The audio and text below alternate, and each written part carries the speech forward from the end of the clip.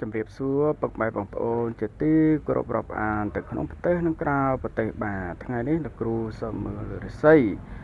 ជូនដល់ពុកម៉ែបងប្អូនជាទីគោរពទាំងអស់ហ្នឹងហើយរាសីក្នុងឆ្នាំនេះគឺតកតងនឹងឆ្នាំម្សាញ់ណាបងប្អូនដែលកើតនៅក្នុងឆ្នាំម្សាញ់2025នេះរាសីគឺល្អប្រសើរខ្ពស់ត្រដែតណារាសីល្អខ្លាំងណាស់ហ្នឹងហើយរាសីគឺមានលៀបមានជ័យណាហូរចូលពីទីចិត្តទីឆ្ងាយនឹងបាននឹងមានមាសការៈណាព្រមទាំងបានលុយកាក់ឬក៏មាសប្រាក់នឹងហូរចូលណាហូរចូលពីទីចិត្តទីឆ្ងាយហ្នឹងហើយមានគោលបំណងប្រាថ្នានៅ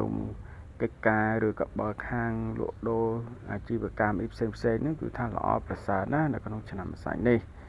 នឹងបានល្អប្រសើរនឹងកកបមានលៀបពីទីចិត្តទីឆ្ងាយមិនថានៅកន្លែងណាទេនឹងបានលៀប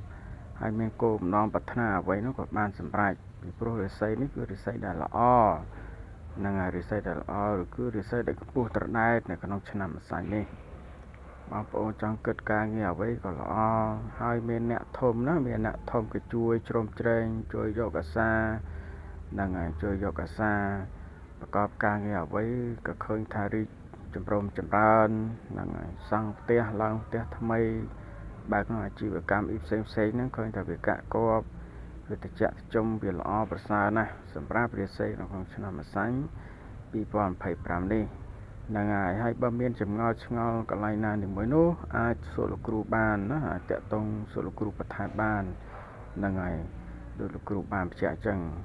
គឺឃើញថាវាល្អប្រពៃណាដែលរាសីនៅក្នុងឆ្នាំម្សាញ់ហ្នឹងតែត្រូវប្រយ័ត្នឲ្យបន្តិចណាត្រូវប្រយ័ត្នបន្តិចហ្នឹងហើយប្រយ័ត្នមាត់ពាក្យបន្តិចណាបាទ